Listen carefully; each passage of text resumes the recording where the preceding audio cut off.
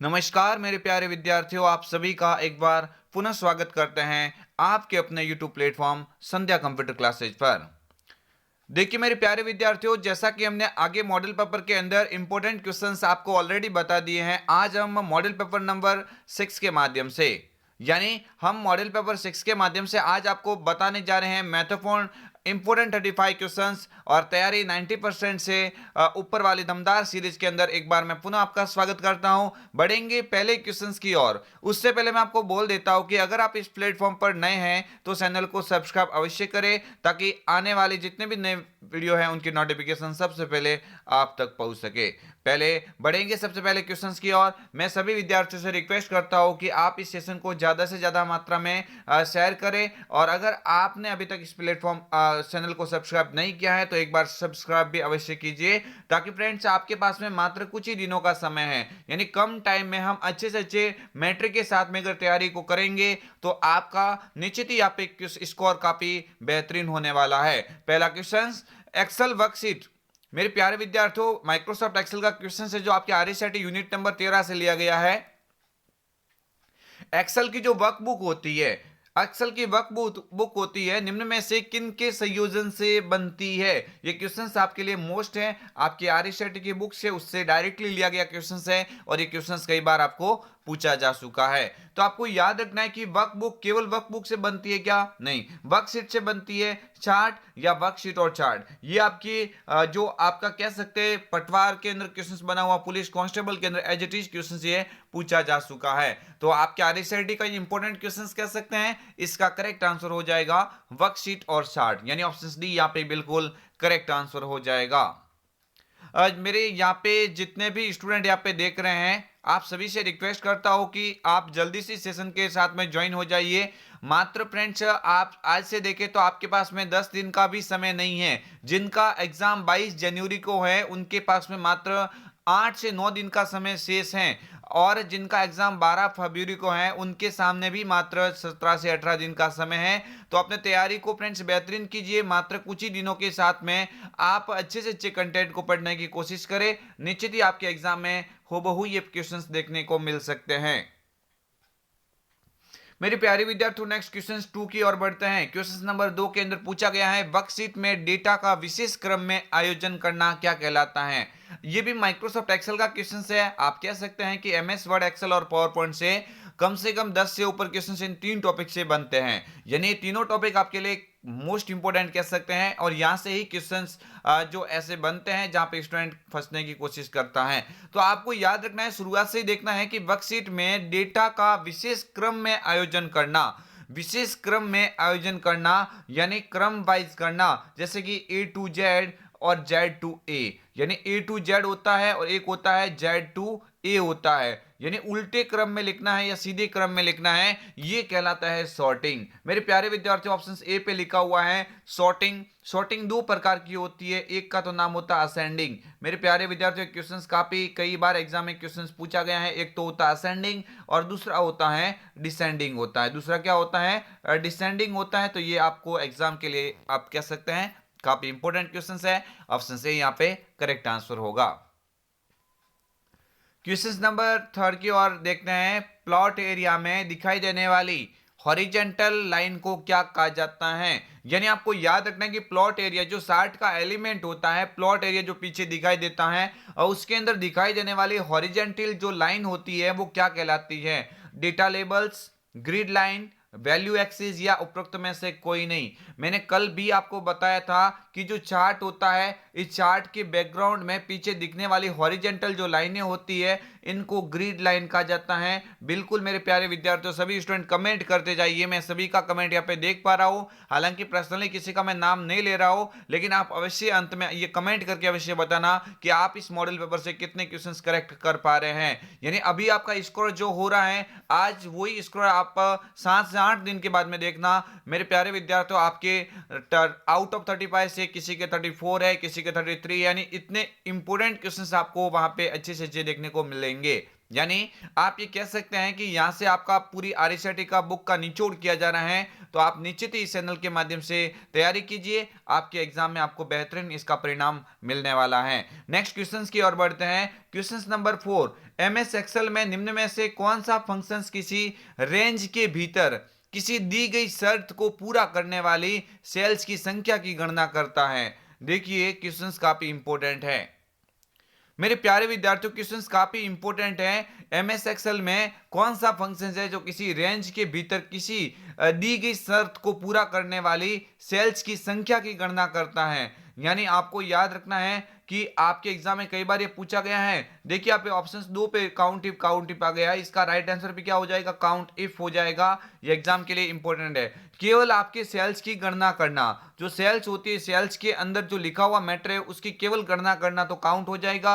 लेकिन इस क्वेश्चंस को थोड़ा देखिए, एमएस एक्सेल में निम्न में से कौन सा फंक्शंस है जो किसी रेंज के भीतर किसी दी गई शर्त को पूरा करने वाली सेल्स की संख्या की गणना करता है? यानी ऑप्शन ए काउंट इफ यहां पे करेक्ट आंसर हो जाएगा। नेक्स्ट आगे वाला क्वेश्चन, एमएस एक्सेल में निम्न में से कौन सा 100% तक जोड़ने वाले प्रतिशत दर्शाता है? आज मैंने सर्वाधिक आपको याद रखना है कि जो इंपॉर्टेंट टॉपिक है आपके सिलेबस का एक्सेल, एमएस वर्ड और पावर पॉइंट को इसमें ज्यादा फ्रेंड्स कंटेंट के साथ में शामिल किया है। यानी जितना फ्रेंड्स आप इन क्वेश्चंस को देखेंगे निश्चित ही दावा करता हूं कि आपके एग्जाम में आपको अच्छा परिणाम मिलने वाला है। एमएस एक्सेल में निम्न में से कौन सा चार्ट आपके 100% तक जोड़ने वाले प्रतिशत को दर्शाता है? Bar chart, pie chart, bubble chart या कॉलम चार्ट? तो यहाँ पे करेक्ट आंसर हो जाएगा ऑप्शन यहाँ पे बी हो जाएगा। ऑप्शन बी पे लिखा हुआ है क्या? यहाँ पे पाई चार्ट हो जाएगा। पाई चार्ट गोलाकार आकार में होता है जो 100% तक मूल्य को दिखाने का कार्य करता है। ऑप्शन बी पाई चार्ट यहाँ पे क्या हो जाएगा? Correct answer. मेरे प्यारे विद्यार्थियों, नेक्स्ट क्वेश्चन 6 नंबर आपकी स्क्रीन के सामने है। क्वेश्चंस का कमेंट कीजिए, आंसर बताने की कोशिश कीजिए। यूजर इंटरफेस के स्क्रीन के नीचे एक बार उपस्थित होती है जिसे क्या कहा जाता है? जो आपकी डेस्कटॉप एरिया होता है, इस डेस्कटॉप एरिया के सबसे नीचे दिखाई देने वाली बार जहाँ पे स्टार्ट बटन मौजूद होता है उसको टास्क बार कहा जाता है। क्या कहा जाता है? Task bar. ऑप्शन ए पे लिखा हुआ है, बिल्कुल इसका करेक्ट आंसर हो जाएगा। ये भी एग्जाम आपके आरएसआईटी एग्जाम के लिए अथवा अन्य अदर जो कॉम्पिटिटिव एग्जाम है जहां पे कंप्यूटर क्वेश्चंस पूछे जाते हैं उनके लिए काफी इंपॉर्टेंट कह सकते हैं। नेक्स्ट क्वेश्चन आपके स्क्रीन के सामने है। क्वेश्चन नंबर 7, विंडोज 10 में इंटरनेट एक्सप्लोरर को रिप्लेस करके वेब ब्राउजर कौन सा लाया गया? मेरे प्यारे विद्यार्थियों, आपको याद रखना है कि जो विंडोज 10 है उसमें जो इंटरनेट एक्सप्लोरर है उसका नाम रिप्लेस करके उसका नाम क्या रखा गया? ऐसा कौन सा वेब ब्राउजर है जो इंटरनेट एक्सप्लोरर को विंडोज 10 में तब्दील किया गया है, उसको बदल दिया गया है? तो उसका नाम क्या रखा है? जो फ्रेंड्स पहले नाम इंटरनेट एक्सप्लोरर था वही फ्रेंड्स नाम चेंज करके अब उन्होंने क्या रखा? Microsoft Edge.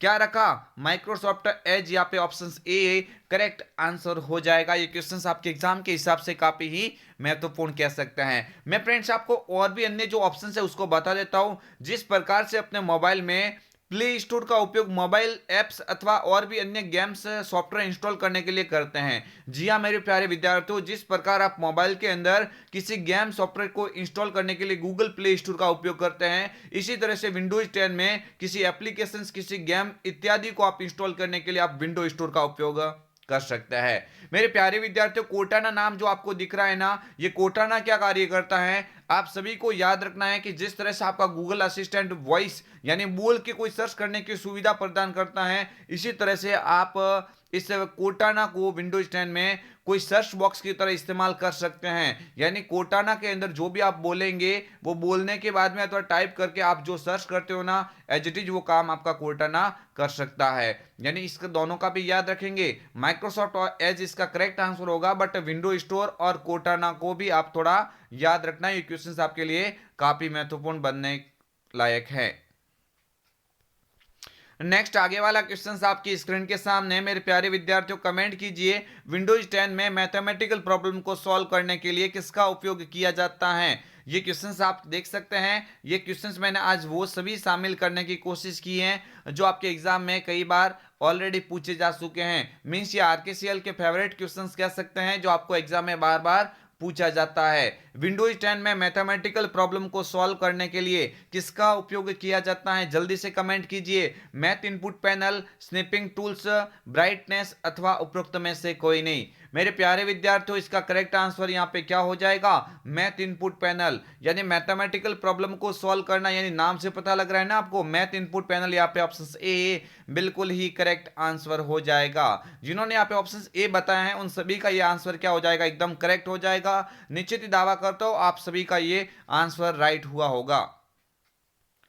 नेक्स्ट क्वेश्चन आपकी स्क्रीन के सामने, क्वेश्चन नंबर 9 और निम्न में से कौन सा फोल्डर आपके द्वारा डिलीट की गई फाइल्स को और फोल्डर को टेम्परेरी स्टोर करके रखता है? आपके कंप्यूटर के अंदर से कोई फाइल अथवा फोल्डर को डिलीट किया जाता है, कोई फाइल अथवा फोल्डर को आप क्या करते हो? डिलीट करते हैं। वो डिलीट की गई फाइल अथवा फोल्डर को अस्थायी रूप से अपने कंप्यूटर में कौन जमा करके रखता है? मेरे प्यारे विद्यार्थियों, मोस्ट इंपोर्टेंट क्वेश्चन है। इसका करेक्ट आंसर हो जाएगा रिसाइकल बिन हो जाएगा। क्या हो जाएगा? रिसाइकल बिन हो जाएगा। बिल्कुल मेरे प्यारे विद्यार्थियों, कई दफा ये एग्जाम में पूछा जा चुका है। आप सभी इसको याद रखना। रिसाइकल बिन यहाँ पे क्या हो जाएगा? करेक्ट आंसर हो जाएगा।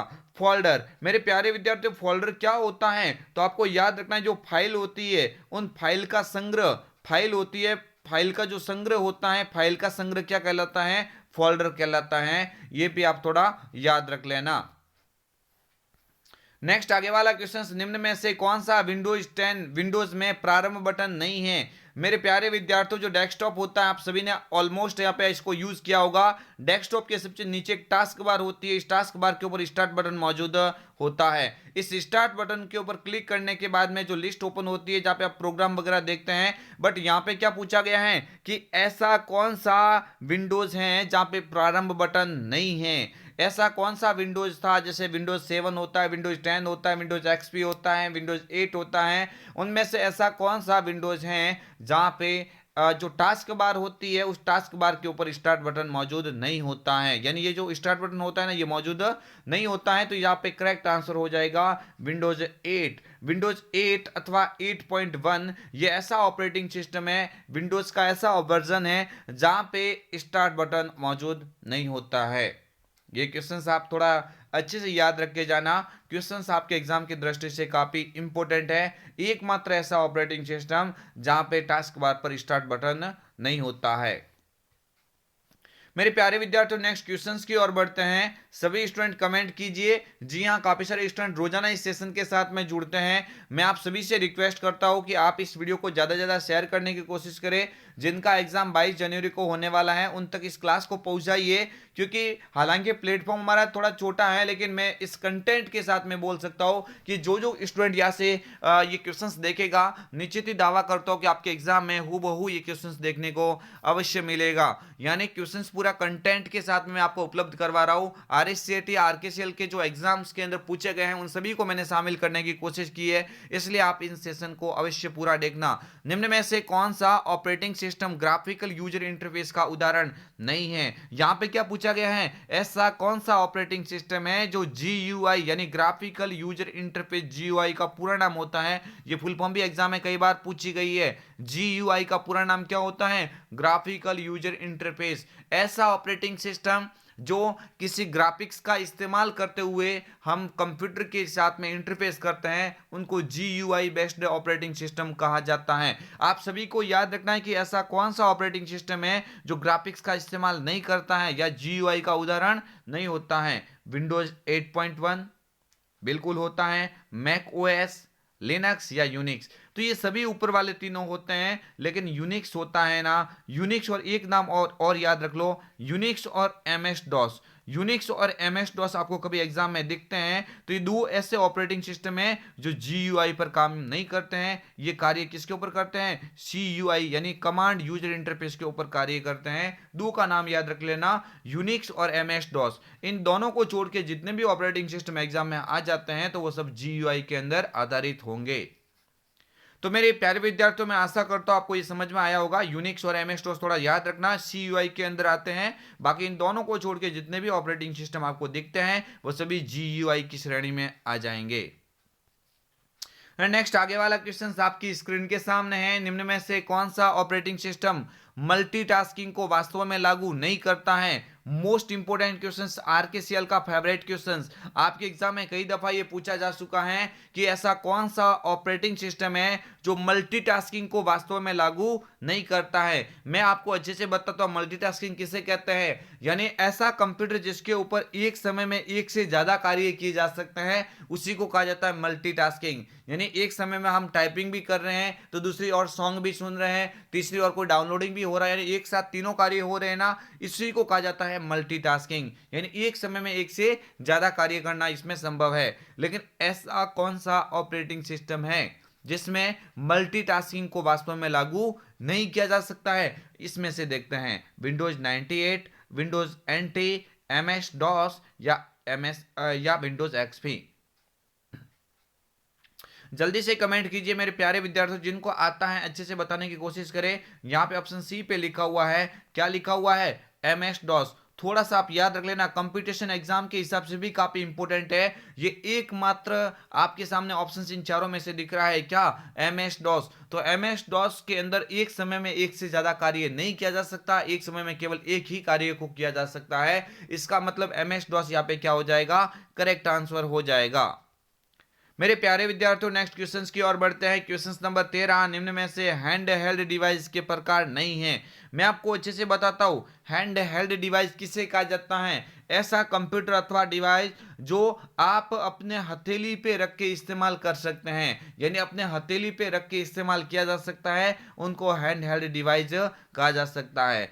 आप देख सकते हैं स्मार्टफोन जो आपके हाथों में होता है वो बिल्कुल एक हाथ से इस्तेमाल किया जा सकता है ना, राइट है। स्मार्टफोन भी होता है, टैबलेट भी किया जा सकता है ना। लैपटॉप को कर सकते हैं क्या? लैपटॉप को अपने हाथों में रखेंगे तो रखेंगे कहां पे? यूज भी हाथों से करना और रखना भी हाथ में, मींस यहाँ पे इसका राइट आंसर हो जाएगा लैपटॉप। लैपटॉप होता है जो हैंड हेल्ड डिवाइस की श्रेणी में नहीं आता है, बाकी ऊपर वाले तीनों हैंड हेल्ड की श्रेणी में आते हैं। बिकॉज यहाँ पे करेक्ट आंसर ऑप्शन डी। बिल्कुल जी हाँ, काफी सारे स्टूडेंट यहाँ पे कमेंट अब भी कर रहे हैं, लैपटॉप यहाँ पे क्या हो जाएगा इसका करेक्ट आंसर। नेक्स्ट आगे वाला क्वेश्चन आपके स्क्रीन के सामने है। निम्न में से कौन सा मोबाइल ऑपरेटिंग सिस्टम नहीं है?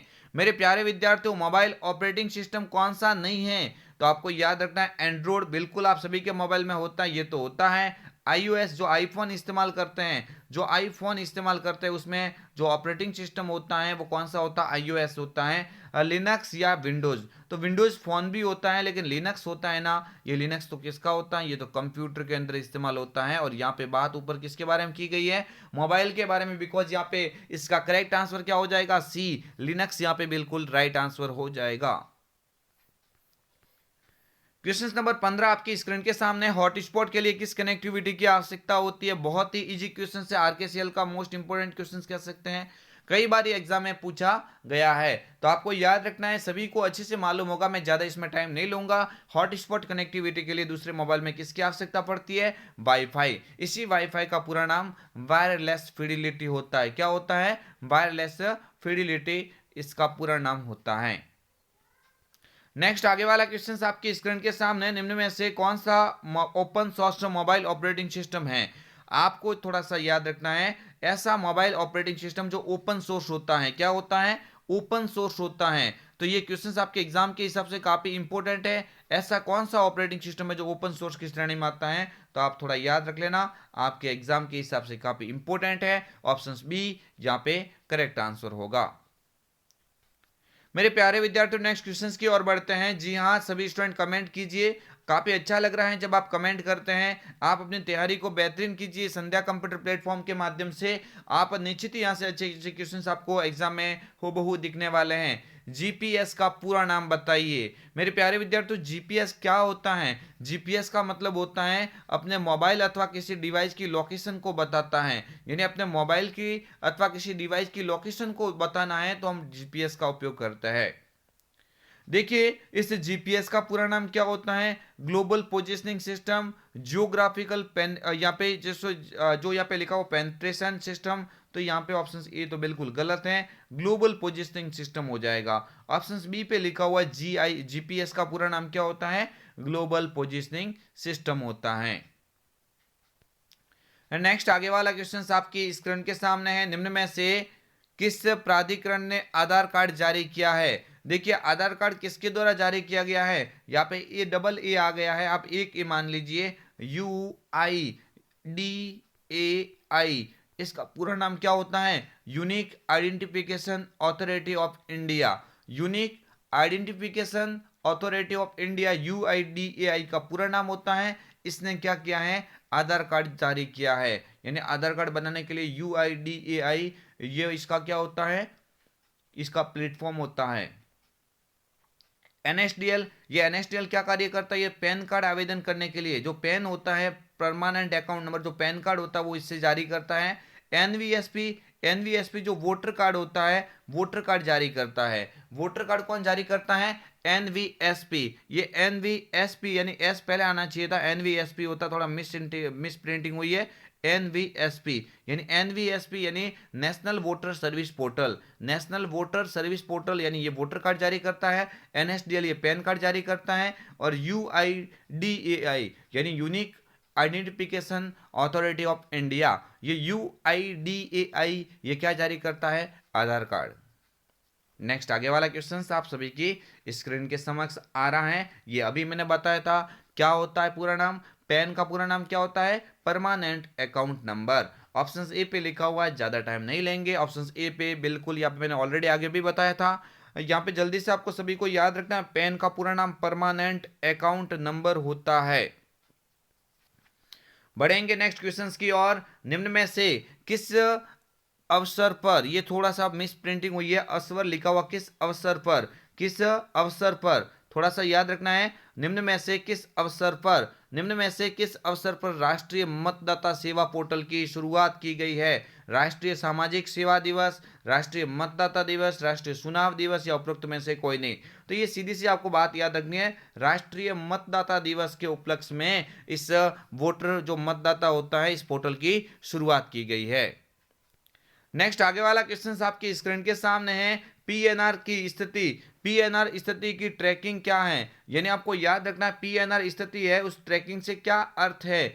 आधार कार्ड की स्थिति का पता लगाता है? बिल्कुल नहीं। नेक्स्ट बढ़ते हैं, पैन कार्ड की स्थिति का पता लगाने के लिए? बिल्कुल नहीं।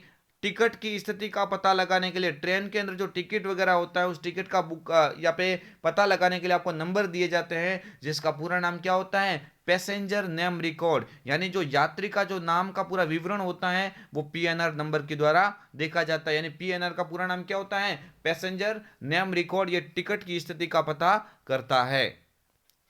नेक्स्ट आगे वाला क्वेश्चन आपकी स्क्रीन के सामने है, काफी इंपॉर्टेंट क्वेश्चन है, कई दफा एग्जाम में क्वेश्चन पूछा गया। इजी क्वेश्चन से जल्दी से बताएंगे। एसएसओ का उद्देश्य क्या है? सहायता डेस्क लागत को कम करना, ग्राहक संतुष्टि को बेहतर बनाता है, उत्पादकता बढ़ा देता है। बिकॉज करेक्ट आंसर सभी के सभी यहाँ पे हो जाएंगे, उपरोक्त सभी यहाँ पे बिल्कुल आंसर हो जाएगा। नेक्स्ट बढ़ते हैं आगे वाले क्वेश्चंस की और। मेरे प्यारे विद्यार्थियों कमेंट कीजिए, ई गवर्नेंस से क्या तात्पर्य है? ई गवर्नेंस क्या होता है? यानी आप सभी को याद रखना है, ई का मतलब यहाँ पे ई कॉमर्स में भी इलेक्ट्रॉनिक होता है, तो गवर्नेंस में भी इलेक्ट्रॉनिक ही हो जाएगा। इलेक्ट्रॉनिक गवर्नेंस, ऑप्शन ए बिल्कुल करेक्ट आंसर होगा। नेक्स्ट बढ़ते हैं आगे वाले क्वेश्चंस की और। गलत युग्म की पहचान कीजिए, इसमें से कौन सा गलत युग्म है? थोड़ी पहचान कीजिए और बताने की कोशिश कीजिए करेक्ट आंसर क्या हो जाएगा।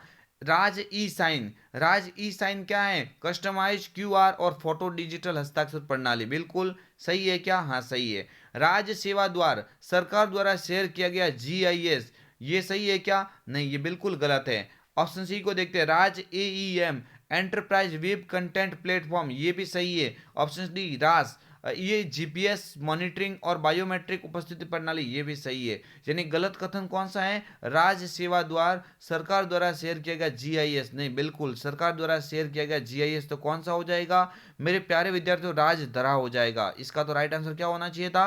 राज धरा हो जाएगा। राजधरा है ना, वो जीआईएस का उदाहरण है। यहाँ पे राज सेवा द्वार लिखा हुआ है, बी ऑप्शन यहाँ पे गलत कथन हो जाएगा।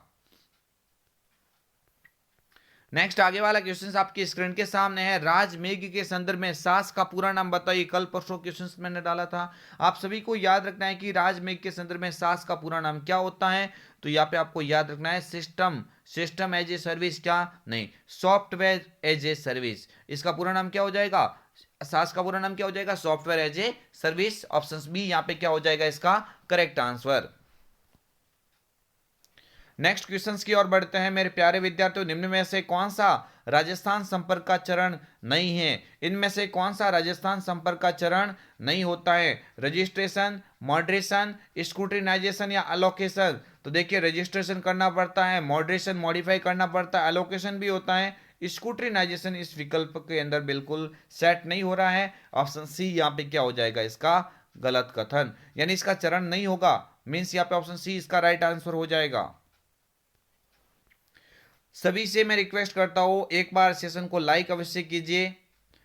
आपका फ्रेंड से जितना अच्छा प्यार रहेगा उतना हम दमदार और बेहतरीन कंटेंट के साथ में आपके लिए और दोगुनी मेहनत के साथ में अच्छे से अच्छे कंटेंट पेश करने की कोशिश करेंगे। जी हाँ मेरे प्यारे विद्यार्थियों, आप सभी को एक बार ये सेशन ज़्यादा से ज़्यादा मात्रा में शेयर करना है। जितने भी ग्रुप से उन तक ये वीडियो पहुंचाइए, ताकि जितने भी यहाँ पे स्टूडेंट है जिनका एग्जाम होने वाला है उन तक ये वीडियो पहुंच सके। राजस्थान जन आधार योजना के संदर्भ में डीबीटी का पूरा नाम बताइए। मोस्ट इंपोर्टेंट क्वेश्चंस आपके आरकेसीएल या अदर किसी कॉम्पिटिटिव एग्जाम के लिए जहाँ पे क्वेश्चंस बना हुआ, कई बार मैं आपको यहाँ पे इसका बोल देता हूँ। ये डीबीटी मोस्ट इंपोर्टेंट है। डीबीटी का मतलब क्या होता है, जो सरकार की जो राशि होती है, जो योजना से संबंधित जुड़ी हुई, जो लाभार्थी के जो अकाउंट में डायरेक्ट बेनिफिट यानी डायरेक्टली उसके साथ में मतलब शेयर किया जाता है। बिकॉज यहाँ पे डीबीटी पूरा नाम मैंने ऑलरेडी थोड़ा बहुत हिंट दे दी है। यहाँ पे राइट आंसर क्या हो जाएगा, direct benefit transfer, option C. बिल्कुल जी हाँ मेरे ऑप्शन करेक्ट, सी आंसर यहाँ पे हो जाएगा। नेक्स्ट बढ़ते हैं आगे वाले क्वेश्चंस की ओर। आयुष्मान महात्मा गांधी राजस्थान स्वास्थ्य बीमा योजना को राजस्थान में किस तिथि को लागू किया गया। क्वेश्चंस काफी इंपॉर्टेंट है मेरे प्यारे विद्यार्थियों। कमेंट कीजिए कब, यहाँ पे इसका राइट आंसर बताने की कोशिश कीजिए। तो यहाँ पे आपको याद रखना है सितंबर 2019 के अंदर इसको जारी किया गया था। ऑप्शन सी यहाँ पे सी करेक्ट आंसर हो जाएगा। नेक्स्ट बढ़ते हैं आगे वाले क्वेश्चंस की और। निम्न में से ई कॉमर्स का प्रकार नहीं है। किसी वस्तु को ऑनलाइन माध्यम से खरीदना अथवा बेचना ई कॉमर्स कहलाता है। तो इनमें से देखो B2C होता है यानी बिजनेस टू कंज्यूमर, B2B यानी बिजनेस टू बिजनेस, C2C यानी कस्टमर टू कस्टमर, G2C यानी गवर्नमेंट टू कस्टमर या गवर्नमेंट टू सिटीजन। यानी ये क्या है, ये तो आपको याद रखना गवर्नमेंट टू, या तो आपको याद रखना क्या है, गवर्नमेंट टू सिटीजन होता है। यानी गवर्नमेंट टू सिटीजन तो कहाँ पे काम आता है, ये तो ई गवर्नेंस का उदाहरण है। बाकी ऊपर वाले तीनों के तीनों ई कॉमर्स के उदाहरण है यहाँ पे। बिकॉज बिल्कुल जी हाँ मेरे प्यारे विद्यार्थियों, ऑप्शन डी यहाँ पे करेक्ट आंसर हो जाएगा। नेक्स्ट बढ़ते हैं आगे वाले क्वेश्चंस की और। राजस्थान सरकार द्वारा चलित ई कॉमर्स वेबसाइट का उदाहरण है। ऐसा कौन सा प्लेटफॉर्म है, ऐसा कौन सा प्लेटफॉर्म है जो ई कॉमर्स के लिए राजस्थान सरकार द्वारा जारी किया। यानी ऑनलाइन माध्यम से किसी वस्तु को खरीदने के लिए राजस्थान सरकार द्वारा लॉन्च्ड ई कॉमर्स वेबसाइट का उदाहरण कौन सा हो जाएगा। RSLDC बिल्कुल करेक्ट आंसर नहीं होगा। RPSC नहीं, ई ज्ञान नहीं, राज ई बाजार। यानी आपको याद रखना है कि राज ई बाजार होता है, राज ई बाजार होता है ये फ्रेंड्स, आपको याद रखना है। इसका करेक्ट आंसर हो जाएगा ऑप्शन डी करेक्ट आंसर होगा। देखिए नेक्स्ट क्वेश्चंस की ओर बढ़ते हैं मेरे प्यारे विद्यार्थियों। कमेंट कीजिए क्वेश्चन नंबर 31 आपकी स्क्रीन के सामने है। निम्न में से कौन सा ई कॉमर्स वेबसाइट का उदाहरण है। इनमें से जल्दी से फ्रेंड्स पता कीजिए ऐसा कौन सा है जो ई कॉमर्स का उदाहरण है। ट्विटर होता है क्या, नहीं, ट्विटर तो एक सोशल नेटवर्किंग साइट का उदाहरण होता है। फेसबुक ये भी सोशल नेटवर्किंग साइट का उदाहरण होता है। फ्लिपकार्ट, फ्लिपकार्ट क्या होता है, बिल्कुल मेरे प्यारे विद्यार्थियों फ्लिपकार्ट एक शॉपिंग वेबसाइट का उदाहरण है और ई कॉमर्स के अंदर ये फिट सेट हो रहा है। टाइम्स ऑफ इंडिया ये अखबार का नाम है। यहाँ पे ऑप्शन सी करेक्ट आंसर इसका हो जाता है। नेक्स्ट बढ़ते हैं आगे वाले क्वेश्चंस की ओर। MOOC यानी मॉक का पूरा नाम बताइए। मोस्ट इंपोर्टेंट क्वेश्चन है। ऑनलाइन स्टडी प्लेटफॉर्म के अंदर जो यहाँ पे प्रणाली होती है उसी को मॉक कहा जाता है। यानी करेक्ट आंसर क्या हो जाएगा, मैसिव ऑनलाइन ओपन कोर्सेज। यहाँ पे ऑप्शन ए बिल्कुल ही करेक्ट आंसर होगा। नेक्स्ट आगे वाला क्वेश्चन आपके स्क्रीन के सामने जॉब सर्च वेबसाइट का एक उदाहरण है। आप किस माध्यम से जॉब सर्च कर सकते हैं। जॉब सर्च करने के लिए आप कौन सी वेबसाइट का उपयोग करेंगे, naukri.com, amazon.com, paytm.com, ये दोनों तो फ्रेंड्स अलग हो जाएगा। naukri.com है, naukri.com के अलावा जिसकी जॉब अलर्ट कह सकते हैं, ये सभी के सभी क्या है, जॉब सर्च वेबसाइट के अंदर आते हैं। मेरे प्यारे विद्यार्थियों, नेक्स्ट क्वेश्चन की ओर बढ़ते हैं। क्वेश्चन नंबर 34, राजस्थान सरकार द्वारा लॉन्च किया गया क्लाउड बेस्ड स्टोरेज समाधान कौन सा है? राजस्थान सरकार द्वारा लॉन्च किया गया एक क्लाउड बेस्ड उदाहरण कौन सा हो जाएगा? राज ई ज्ञान नहीं, राज ई वॉल्ट, आरपीएससी या राज ई साइन, ये तो हस्ताक्षर प्रणाली होती है, तो यहाँ पे करेक्ट आंसर राज ई वॉल्ट हो जाएगा। राज ई वॉल्ट ऑप्शन बी पे लिखा हुआ है इसका करेक्ट आंसर। नेक्स्ट क्वेश्चन और इस मॉडल पेपर का सबसे अंतिम क्वेश्चन। आई होप आप सभी को सेशन काफी पसंद आया होगा। मेरे प्यारे विद्यार्थियों, अगर आपको सेशन पसंद आया है तो इस वीडियो को एक बार लाइक अवश्य कीजिए। जाने से पहले इस वीडियो के ऊपर शेयर बटन दिया हुआ है, शेयर बटन को क्लिक कीजिए और भी अपने दोस्तों के साथ में वीडियो को शेयर करें ताकि उनको भी इस वीडियो से हेल्प मिल सके।